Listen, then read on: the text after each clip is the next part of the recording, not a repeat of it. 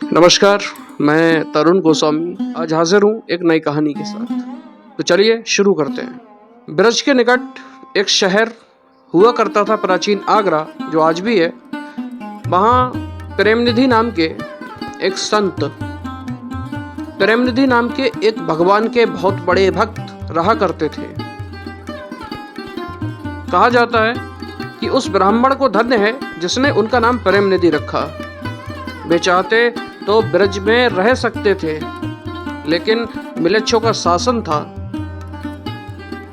उस समय पे मुगल बादशाह शाहजहां, जिसने ताजमहल बनवाया है, वो गद्दी पर विराजमान था। उस समय पे धर्मांतरण की स्थिति बहुत तेजी से चल रही थी।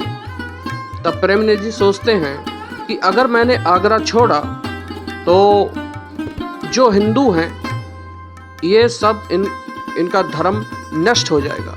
इसलिए वो आगरा में ही रहकर भजन और तप करने लगे। कमाल की बात ये भी देखिए, पवित्र सारस्वत कुल में गृहस्थ ब्राह्मण थे। आज भी उनका वंश चल रहा है, आज भी उनके वंशज हैं आगरा के अंदर। और ब्राह्मणों ने ही समूह बनाकर कुछ मुल्ला मौलवियों को संग लेकर शाहजहां के दरबार में शिकायत कर दी। आरोप ये लगाया गया कि आपके राज्य में घोर अन्याय हो रहा है, कि हिंदू धर्म के साथ खिलवाड़ हो रहा है। आप इस्लाम को मानने वाले हैं, अच्छी बात है, लेकिन आप राजा हैं, आपको सब धर्मों की रक्षा करनी चाहिए, हिंदू धर्म की मर्यादा की भी रक्षा करनी चाहिए। तब शाहजहां ने पूछा क्या हुआ? तो बोले, तमाम स्त्रियों को इकट्ठा करके प्रेमनिधि नाम का कुल कलंक, और वो नाचता है, पैर में घुंघरू बांध लेता है, कभी गाता है, कभी रोता है, स्त्रियां भी नाचने लग जाती हैं, और लोलुप और लंपट पुरुष भी स्त्रियों के कारण वहां पर इकट्ठे हो जाते हैं। महाराज, ये सत्संग के नाम पर घोर दुराचार और अनाचार हो रहा है। ये शिकायत ब्राह्मणों ने की थी, जिनको नाबाजी कह रहे हैं, के गुणों की सीमा नहीं है, जिनके नक से सिक तक, सिर से चोटी तक प्रेम भरा हुआ है, उन प्रेम निधि के ऊपर दुराचार का आरोप लगाया। उन्हीं के ब्राह्मणों ने, शाहजहां बहुत कट्टर बादशाह था, उसे पहले ही खटक रहा था कि यही अकेला है जो यहाँ इस्लाम के प्रचार में बाधक है। तो बहुत अच्छा, इसी के समाज के लोग इसी की शिकायत लेके आए, ये बड़ा अच्छा हुआ, सोने पे सुहागा हो गया। तुरंत उन्हें पकड़ के तत्काल जेल में डालने का आदेश दे दिया जाता है। बाद में सभी पक्षों को बुलाकर न्याय किया जाएगा, इंसाफ बाद में होगा। पहले प्रेमनिधि को कठोर कारावास की सजा मिलनी चाहिए। लगभग शाम के 5 बजे थे। वो ठाकुर जी की सेवा कर रहे थे। श्री प्रेमनिधि जी बड़े भाव से भगवान की सेवा कर रहे थे।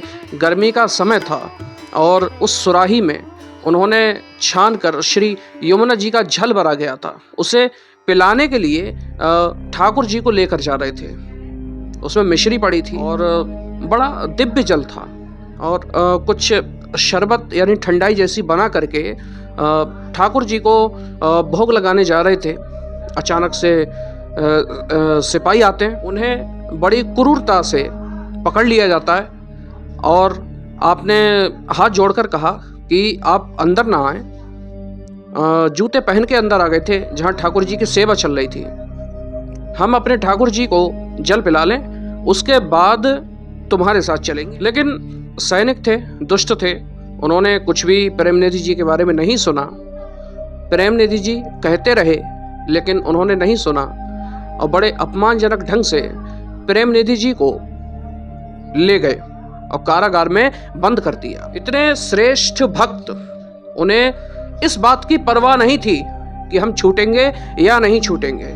बस एक ही बात से रो रहे थे कि हमारे ठाकुर श्याम जी की आज प्यास नहीं मिटी, प्यासे हैं, गर्मी के समय है, अगर हम उनको पानी पिला देते तो कितना अच्छा होता। हाय, वो कितने प्यासे हैं। बस इतना चिंतन कर करके उनकी आंखों से झरझर आंसू बह रहे थे। उन्हें अपने अपमान की कोई परवाह नहीं थी, अपने कष्ट की कोई परवाह नहीं थी। अब रात होती है, क्योंकि शाम 5 बजे उन्हें गिरफ्तार कर लिया गया था।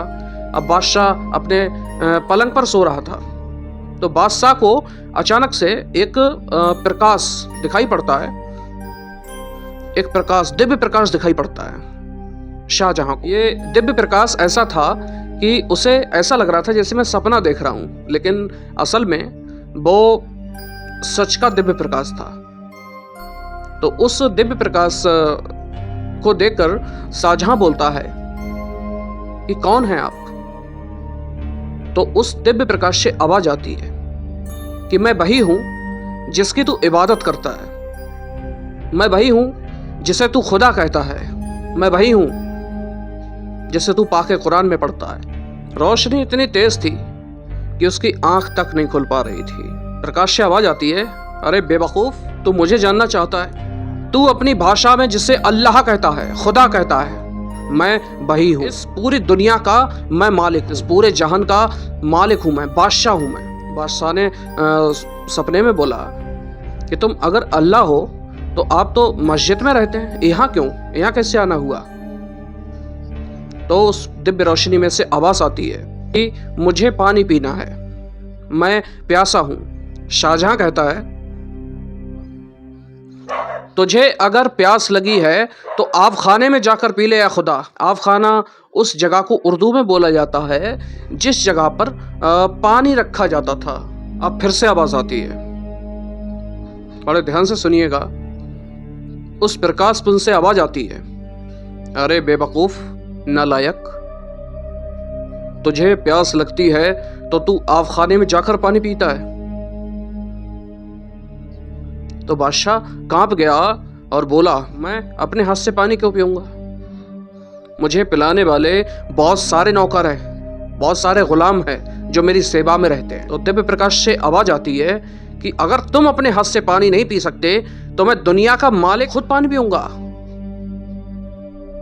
अब बादशाह कहता है कि तुम मेरे हाथ का पानी पियोगे नहीं और स्वयं जाकर पीते नहीं, आप पानी कैसे पियोगे फिर?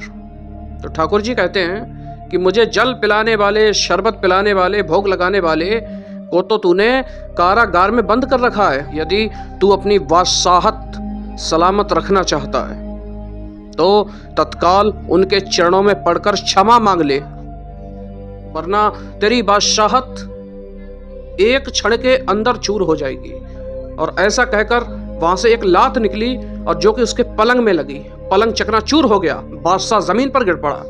बादशाह को अब तक सपना जो लग रहा था, जब प्रत्यक्ष पलंग उसका टूट गया, उसको चोट आ गई, तब वो समझा कि सपना नहीं, ये सच में कोई चमत्कारिक घटना है, ये सच है। तत्काल आधी रात के समय कांपता हुआ भागा उस जगह से, कारागार की ओर पहुंचा। प्रेमनिधि जी को हथकड़ी से, बेड़ियों से मुक्त किया, अपना ताज उठाकर उनके चरणों में रख दिया। कहा, आप सच्चे बंदे हैं खुदा के, आप सच्चे भक्त हैं भगवान के। आपके ही लोगों ने, आपके ही समाज के लोगों ने आपकी निंदा की थी, इसलिए मैं दंड देने को मजबूर हुआ था। मुझसे कुछ भूमि ले लो, जायदाद ले लो, रुपए पैसे, धन संपत्ति कुछ तो ले लो। प्रेमनिधि जी ने कहा, हाथ जोड़े, पहले हाथ जोड़े और बड़ी विनम्रता से कहा कि हमको कुछ देना ही चाहते हो तो बस इतना दे दो कि हमको छेड़ो मत, हमारी उपासना में विघ्न मत डालो, ना हमारे पास कभी आओ और ना हमें कभी बुलाना। हम अपनी रहनी से रहकर भजन करें, बस हम इतना ही चाहते हैं और हम कुछ नहीं चाहते। बादशाह ने पूछा, अब आप आधी रात को कहाँ जाएंगे? आपको मैं किसी वाहन से भेज देता हूँ। तो प्रेमनिधि जी कहते हैं, नहीं, मैं पैदल ही जाऊंगा, पहले यमुना जी जाऊंगा। अर्धरात्रि को यमुना जी चले जाते हैं। श्री यमुना जी को प्रणाम किया, यमुना माता को प्रणाम किया, रोकर श्री यमुना जी से कहा कि हे यमुना जी, यद्यपि यह स्नान का समय नहीं है, लेकिन हमारे ठाकुर भूखे हैं और तुम उनकी पटरानी हो, तो उनके सुख का विचार करके मुझ पर दोष ना लगे। आपने फिर यमुना जी में स्नान किया, कलश भर के जल भरा, छान करके जल ले आए और सिर पर जल को रखा, यज्ञोपवीत बदला। ये कलिकाल की घटना है। आज भी वो ठाकुर श्याम जी आगरा में विराजते हैं। जैसे ही उनके सामने जल रखा, पूरी सुराही ठाकुर जी पी गए। इतनी प्यास ठाकुर जी को लगी थी। ये इन्हें क्या, इस ब्रह्मांड के स्वामी को भूख लगेगी? हजारों करोड़ों ब्रह्मांड जिसके पैरों में है, जिसके पेट में है, उससे क्या भूख प्यास लगेगी? नहीं, ये प्रेम निधि जी का प्रेम हो तो भगवान को भूख प्यास भी लगती है। ये सब इसलिए बोला जा रहा है क्योंकि प्रेम निधि जैसे महान संत के ऊपर भी लोगों ने दोष लगाए। कौन ऐसा हुआ जिसके ऊपर सृष्टि ने दोषारोपण न किया हो? भगवान को नहीं छोड़ा, भगवान के भक्तों को नहीं छोड़ा, संतों को नहीं छोड़ा। तब उपाय क्या है? तब उपाय बस एक ही है, बस भगवान का नाम जप करिए, जो कि आजकल हमारे प्रेमानंद जी महाराज भी बोलते हैं। तो दोस्तों, मैं कोई बहुत ज्ञानी व्यक्ति नहीं हूँ। ये जो कथा है ये श्री राजेंद्र दास जी के मुख से निकली है और YouTube चैनल के जरिए आप तक पहुँचाई। तो अगर कथा आपको अच्छी लगी हो, ये कहानी आपको अच्छी लगी है, ये सत्य घटना है, तो हमारे चैनल को सब्सक्राइब, कमेंट और शेयर करना मत भूलिएगा। मिलते हैं अगली कहानी में, तब तक के लिए नमस्कार।